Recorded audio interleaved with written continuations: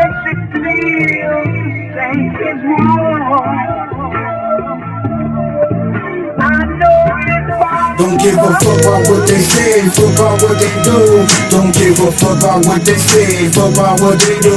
Don't give a fuck about what they say, fuck about what they do. Don't give a fuck about what they say, fuck about what they do. Don't give a fuck about what they say, fuck about what they do. Welcome to #Originators Radio's tribute to a tribe called Quest's Midnight Marauders. We hope only to enlighten, inform, and do proper service to this monumental hip-hop classic on the eve of its 30th anniversary. Sit back, relax electrically and enjoy the show. Tip, Fife, Ollie and Jerobi. A-E-I-O-U, and sometimes Y. What's up, what's up, what's up? #Originators Radio coming back at you. I am your boy AT from out east. It's your boy D Smith, aka Fuck D Smith. Yeah, shit. It's the Originators, aka your favorite pair of Gucci slippers. Gucci. You know how we do it around here. Gucci. What's happening, y'all? Man, what's happening to all my originals out there? All of our originals out there. What's happening with y'all? No doubt. I think y'all deserve a round of applause, okay? Let's give them a round of applause. We thank y'all for fucking with us. This is our 4th episode, and this one is dedicated to a tribe called Quest Midnight Marauders, which turns 30 years this year. For the grown folks right there. For the grown folk out there. So this is our tribute to that album, their seminal classic. We want to set things off by asking this question. You know, if you guys want to chime in, of course, on YouTube, feel free. But I'd like to ask D. Smith over here, what do he feel sets that LP apart from the other LPs, the other albums at that time? For me, I think what set it apart really was like, I mean, even though jazz was infused with hip-hop then, it was kind of a thing. I think what really set it apart for me, like right now, thinking about it, as a grown-ass man, I can say my age, you know what I'm talking about, but not a little, as a grown man, I can still think about the era. Like it was a cold winter, like 93, 94, I think. It was a cold winter. I remember that. Mm-hmm. I remember like, you know what I mean? I can remember kind of just like walking to my homie's crib and first, and shout out to the homie Big Sid, because I did jack his Midnight Marauders cassette tape back then. So shout out to the homie Big Sid for that. But yeah, that's what set it apart. Like it's certain, you know, like, matter of fact, Q-Tip said it on there. He said the year, and then he said like somebody, one of the engineers was like, don't say the year, just keep just basically it's timeless. It's timeless. Make it a time capsule. And literally right now, if I have Midnight Marauders going on right now, it's a time capsule. It's a time capsule. That's what sets it apart. I can remember like us walking through by Blackburn down, you know what I'm saying, like Main, you know what I mean, East Main Street down Blackburn, and you know what I mean, over on Rich Street, like I can remember that. So that's the thing that kind of sets that apart from other albums. It marked a certain period in your life. It hit a different way. Like it was like I said, there's a couple of other albums that did that, but for you, what you think sets it apart? The production on Midnight Marauders, I thought was top notch. It was an album that was just well put together. The samples, everything. Like Q-Tip was really just hitting on all cylinders when he put that together.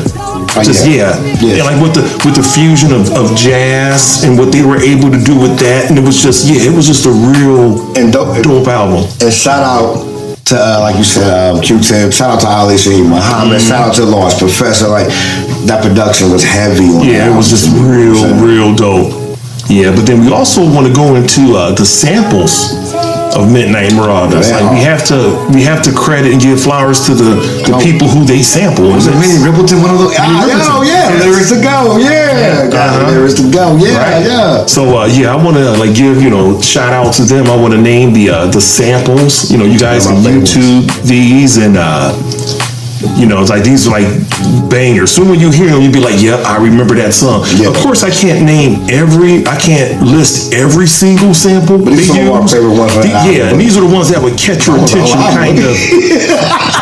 Almost the whole album, good. I mean, it's a lot. That's it. That was a banger, man. So go do your thing. It was a lot. But like I said, these are just the ones that would catch your ears. Like, for instance, a war tour is We Getting Down. Weldon Irvin, the late Weldon Irvin, he died been gone for about 23 years. And I remember his death.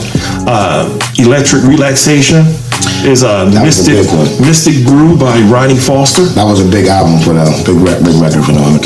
Lyrics to Go is Inside My Love by the late Minnie Riperton. For y'all who don't know, got Lyrics to Go. Yeah, for y'all don't know, Maya Rudolph, that's Minnie Riperton's daughter. Maya Rudolph, the funny lady from Saturday Night Live and all of that stuff.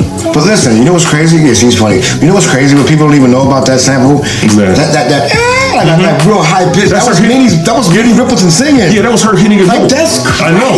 Yeah, that was her hitting a note. Crazy. You would think it was just It's almost a sample, like a keyboard or something. You hit a high pitch, like a riff, like that's. It's her hitting a note. Like, damn, that's nuts. Yeah, that's crazy. Shout out to, Shout out to that, man. Shout out to that. Oh My God is Who's Gonna Take the Weight by Kool and the Gang. That's the one to Busta Rhymes. Oh my God. Yeah, oh my God. Those horns. It's Kool and the Gang.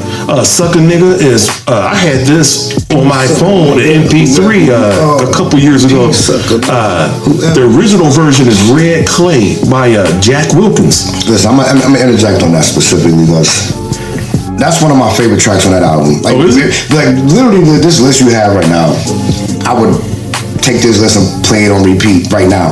But I'm saying that's one of my favorite songs on the album because Q-Tip did. For one, he was telling a story about the word, the nigga. Suck a nigga, But you even peep what he did.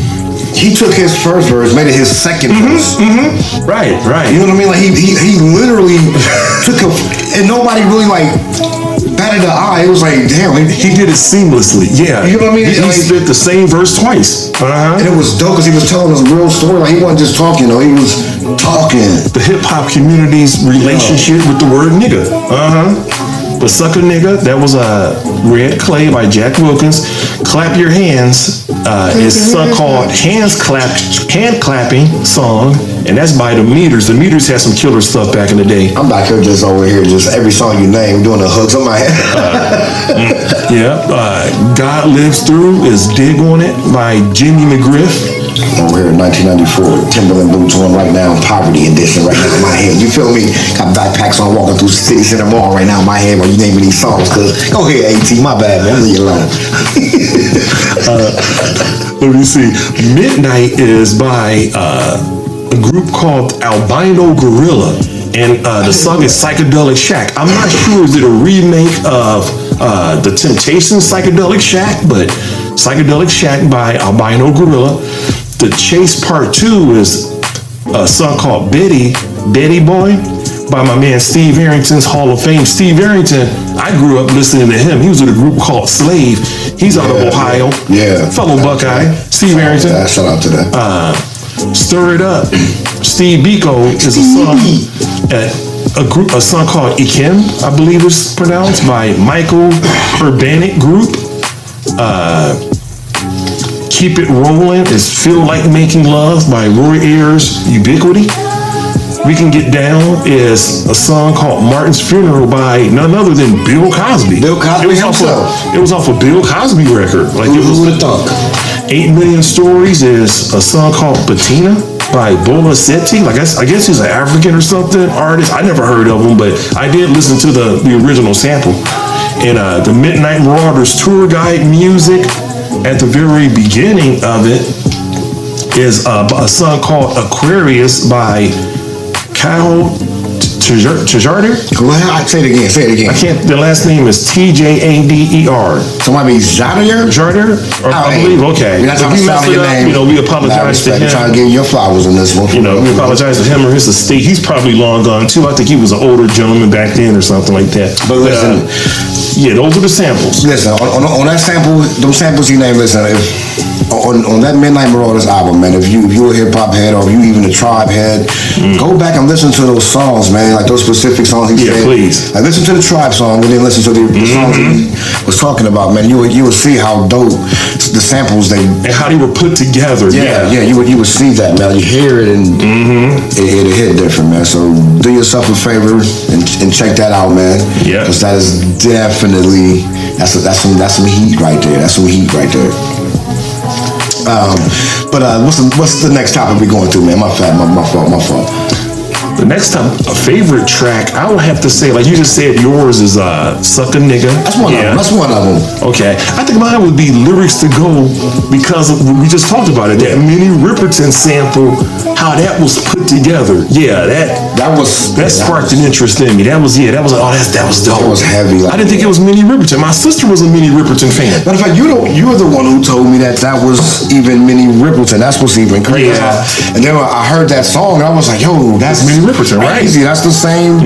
That's from Lyrics to Go. Like I heard that same part from on her song that was on Lyrics to Go, and that was crazy. Yeah.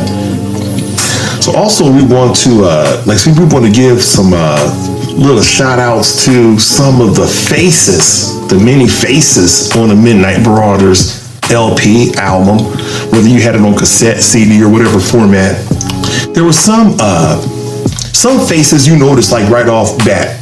I remember seeing like Ice was on there. I remember seeing Chuck D, and I remember but then there were some other ones that you didn't notice. I'm saying, like right now, if you can close your eyes and like think about the cover, how many people could you name right now?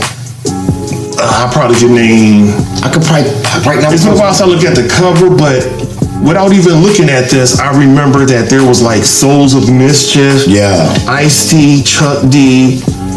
I remember seeing Third Base, Africa Bambaataa. Yeah, I can remember without even looking at this. There was Pharoah Monch was on there. Yeah, Pharoah Monch, because his face was kind of fatter. You know, they were younger then. But yeah, he was with Organized Confusion. Right. Yeah. So I could kind of remember seeing some of those. I just remember Del the Funky Homo Sapien. I remember seeing that. He was on there too. Yeah, shout out to hell. But let's go into the actual. I'm going to name them, y'all. So just sit down, get you a Coke or something, and just kick your feet up for about a minute or so. And we may or may not get to talking about said artists he speaks on, because some of these artists we do love. So you had Third Base, Africa Bambaataa, AMG. I kind of forgot how AMG looked like. I never was an AMG fan, but I kind of remember him. When they on Gas Face? We on Gas? No, that was KMD. KMD, yeah. AMG, Ant Banks. He was another I wasn't really a fan of. The Beastie Boys, Awesome 2, Black Moon. Oh, shout out to Black Moon, yeah. Busta Rhymes, Casual. I kind of remember Casual being on there. Chi-Ali, yeah. He was a kid. Chuck Rock, Chuck D. The Cold Crush Brothers was on there. Daddy O, Sonic, yeah. Dallas Austin, Del Funky Homo Sapien. Dallas Austin, like I can't remember him on there. I can't remember his face. I don't remember his face. That's what I'm saying. I don't remember his face on there. Yeah, I had to go back and look. Okay. Yeah, Dallas Austin.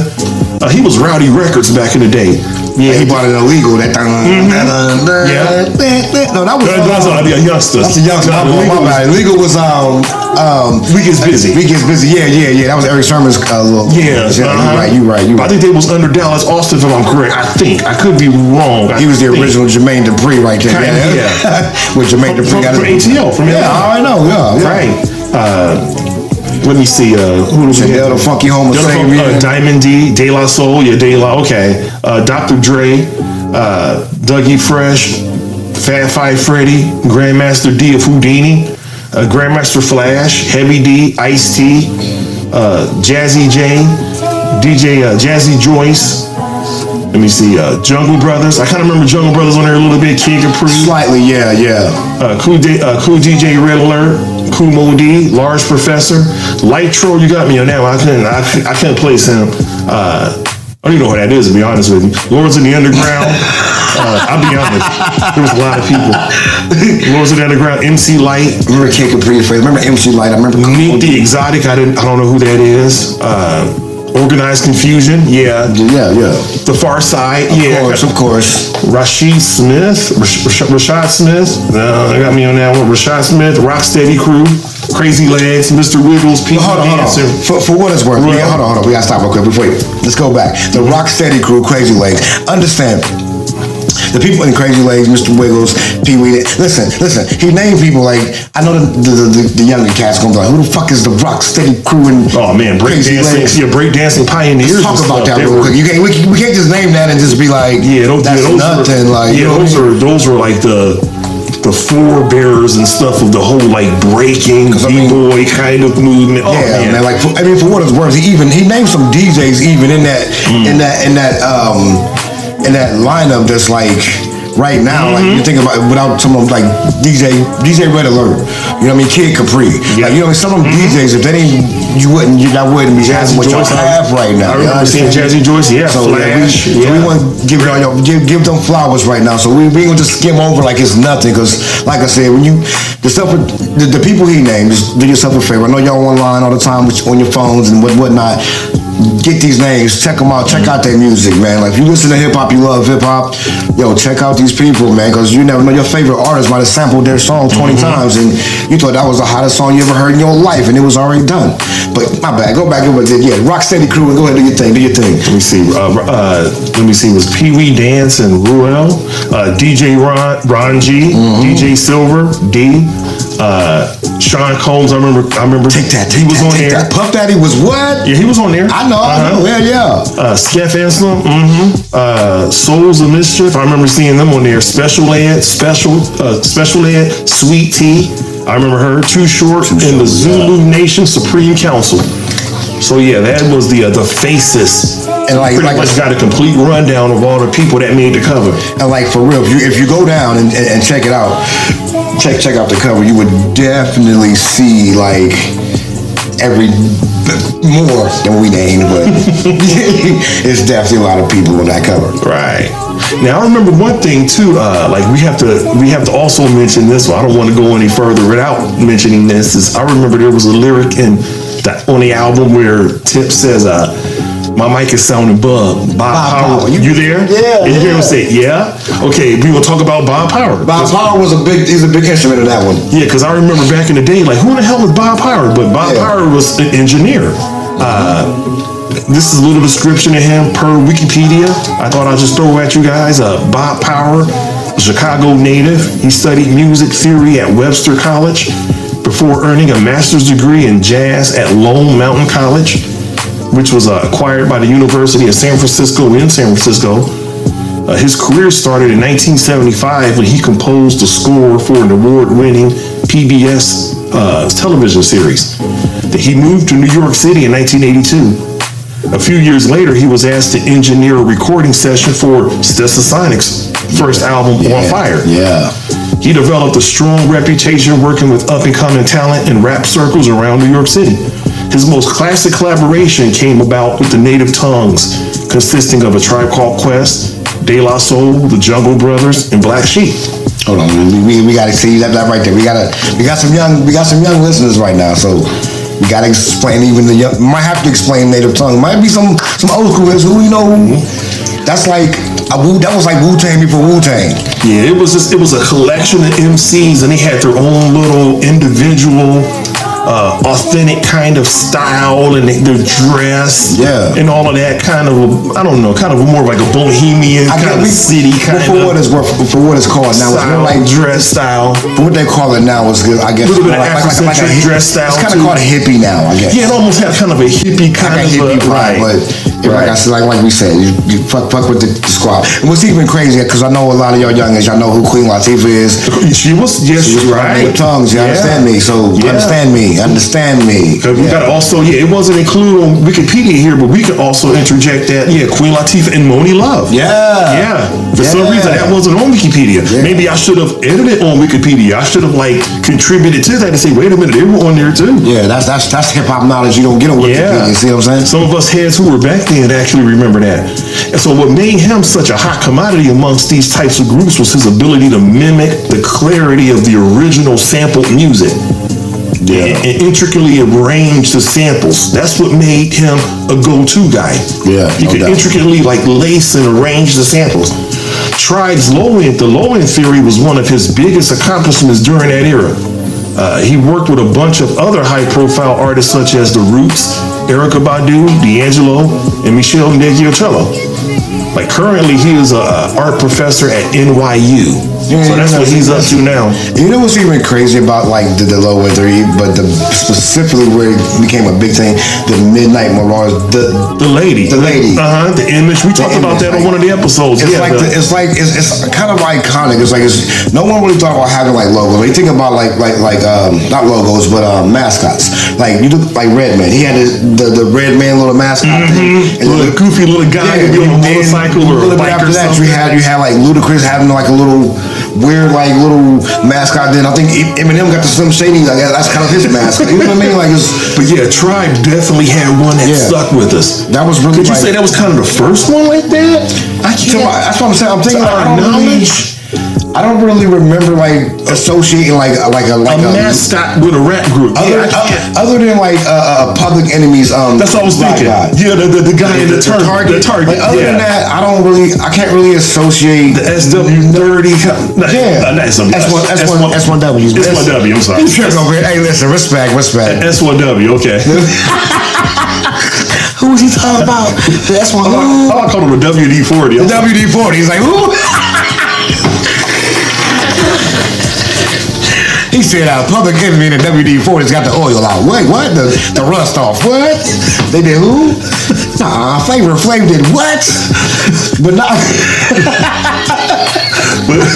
but it had to, that's the only one. That's the only one I can think of. But yeah, Tribe made it. Tribe definitely made it iconic. It was dope, and it's like now, like you know what? You know what?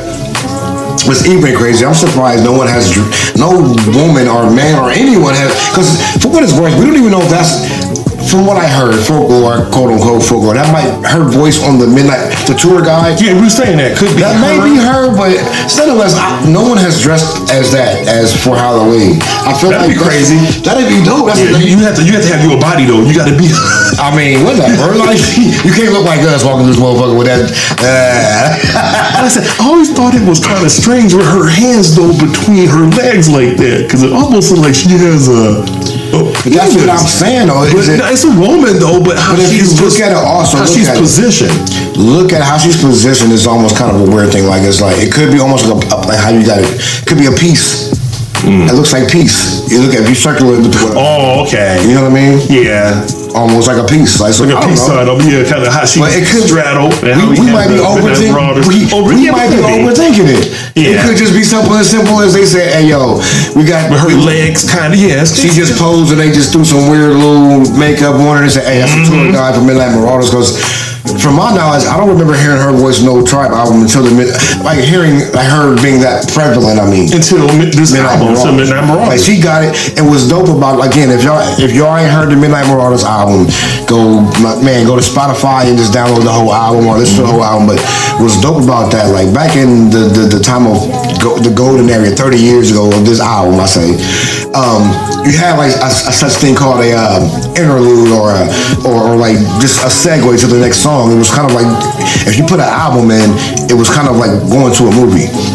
You know what I mean? Like you listen to a Biggie's album, like Ready to Die. You can close your eyes. You almost have from start to finish. It's almost a movie happening on that album. Think about Midnight Marauders. It kind of does the same thing. She takes you to from like, okay, this is my Woody Woo. Most people listen to music at night. Woody Woo. And you think about it. It was painting a picture. It was painting like a vivid picture. And what's crazy is like right now, like when I think about the Midnight Marauders album, it's crazy about it because that's what I think about. I think about because around that time when it dropped, it's about like. It was wintertime, so it was getting dark about like 5:30, 6 o'clock. I think it was November 9th. Actually, it was fall, but winter, fall. Yeah, it kicked off here in the winter. It was snow. Listen, it was snow on the ground when it dropped. Put it like that. Yeah, I mean, so in my head, I remember walking home and it snowed with fucking boots on and putting Cities in the Mall, jumping off the Dakota real quick. Me and you had just broke piece from City Center Malls. You know what I mean? You jump on number 2, I jump on number 1. We out, head back to the crib. That's what when I think of Midnight Marauders, when I think about the vibe and how I want some nostalgic. It kind of painted a movie picture in your head. Yeah, like you know what I mean. It's certain. That's what I'm saying. Certain albums when I hear them, even not even albums. Sometimes it's like not even all the time. It's songs for me that when I hear certain songs, I'm like, yo, that reminds me of a certain time. Earlier we was riding, I heard a couple of Tribe songs pop up. Queen was playing Pandora, and I was like, damn, I was just thinking like, damn, me and Cuz was doing that, like I went whoop, doing that. It's certain songs, but this album specifically, I can tell you like, yo, we was over there off of Livingston in the court, right? We was doing this and you know what I'm saying? Yeah, but like I said, shout out to the homie Big Sid, man. I stole this cassette tape. But this was yeah. My homie Tommy had it back in that was my last year in high school, and he was the first person I knew who had a copy of it. And I remember going over to his house and listening to it over there. It's one of those things that just brings back just a flood of memories. Yeah, man, it's just. But just like, talk about bringing back a flood of memories. Some more memories that we have is of the late Fife Dog from Tribe Called Quest. Man. You know, the 5-foot assassin. He's been gone for a little while now, but yeah. All right, piece of Fife Dog, the 5-foot assassin. I can definitely give him Miss Flowers. You gotta give him Miss Flowers too, no doubt. What's crazy is I was listening to my I think Spotify or YouTube music. I forgot which one, but are you hip to the song he did with Redman and Busta Rhymes? Nutshell. Yeah, Nutshell. Yes, I love that joint. Right. I love that joint. That's a fire joint right there, man. So because see, he released an album. They released an album after his death, and that was on there. I never heard that when he was alive. But yeah, Nutshell. Me neither. Yeah. Right. I never when he was alive. I never heard of that song. And so when I heard, I was like, yo, that's okay. Like, I like that right there. That's dope. Right. But yeah, we have to give him his. He had some health problems that he struggled through, and I mean, for what like, but we lost a real one with Fife Dog. We lost a real one with Fife Dog, man. Like he was definitely. That made Tribe. You know what I mean? Like right now, Tribe could go and do like a tour, like the same as like TLC, but it won't be the same without like Left Eye with TLC. It's not the same without Fife Dog and Tribe Called Quest. It's kind of one. It's not the, you know what I mean? It's like that's my question too with some of those groups. When a member dies, do you still carry on, especially when that member was so important? Like the Beastie Boys, MCA. You know, some of those people really made up the group. And with De La Soul, with Dave, like you think about it like this though. It's kind of hard to go on like this them. For what it's really worth. Like you say Wu-Tang they still on tour. Well, yeah, they lost Old Dirty, yeah. So and then they have like a ton of members too. Like don't matter. Some of the verses that Old Dirty delivered that caught us like yo. Because before I'm not gonna lie, but they have his son do them now. Do you see that? But still, is it still the same though? That's what I mean. Like, is it still? Because his son can sound like him, but it's not the original recipe. Not the, like you know what I mean. It's not the original recipe. So it's like. But yeah, it's still the same thing. You still gotta, if that's the music that the fans love, and someone's delivering it like him, but that member is gone. That's what I always wondered. But on the flip side, Wu has so much individual success too. Like they still doing their thing individually. Like and it's beautiful to me because they're still around. Like it's beautiful to me because mainly it's beautiful to me because mainly you see things like. The Rolling Stones and Aerosmith or whatever, you know, even shit Ozzy Osbourne, like they still on tour, like they can do that shit. Right now, rapping is entering that certain spot to where like rappers are middle age and rappers are. You can do a show like think about it. Wu-Tang members is pushing 60. Think about this. And people are still doing it. And they just packed they packing stadiums right now still. That's beautiful because when we was growing up, think about it, we were the kids listening to rap music, but seeing the rock and roll show where Aerosmith was like, Aerosmith was popping back when we was kids and we was young teens, early 20s, and they were still selling Tina Turner and Cher just released the album. Who did? Cher released the Christmas album. You understand me? So it's like we're now that's where we're at. We're now in that kind of age. That's beautiful, man. That's beautiful with that. You know what I mean? So. And people still have, they still have audiences. They still can pack a crowd even though they're in their mid-50s and stuff. Yeah, it's still a beautiful thing. Like we still can do that, man. But yeah, definitely, man. That's a beautiful thing about hip hop and where we've come and where we're going. So Yeah. So I think that concludes this tribute. Well, let me see. I don't want to hold you up. I don't want to hold you guys up any longer. Our original's out there, but I will like to also throw a little bit of trivia in here, which I didn't know, which I found out recently, and I thought was pretty crazy. Was on the song Midnight. Midnight kind of had that bass line, that kind of sneaky, brooding kind of, bass line. That was Raphael from Tony. That was Raphael Sadiq. He played the bass on that. I didn't even know that. Yeah, man. Well, they called him Raphael Wiggins at that point, but that was him on bass. But yeah, that's stuff that I didn't know. And you know what's even crazy about that? Well, that's a whole nother even subject, because you think about it, like Q-Tip and Raphael Sadiq put out so much music together and separately, but when they came together, they put out some music together. Right. Yeah. But yeah, that I didn't know. But yeah, that's another interesting little fun fact there. But so now that concludes this episode. Once again, we're gonna give some shout outs to some people. Check out Kinfolk on the Corner Pocket. Oh yeah, definitely. Corner Pocket, man. Check them out. They on YouTube. I believe they on TikTok. Also on Spotify. That is the Corner Pocket. Check them out, man. That's the Kinfolk. That's the fam. Right. Check them out. And you also want to check us out. Oh yeah, talk about that. YouTube. We're also on SoundCloud and on Facebook. Tell them again. That's Facebook, SoundCloud, and YouTube. Correct. The originators, that is us, who we be and who we are.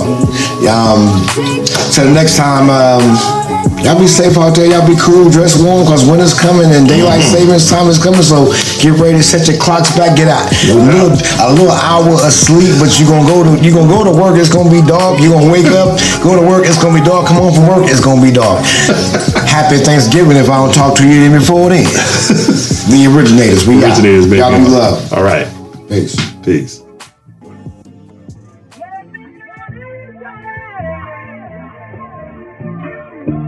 Let you feel safe is wrong.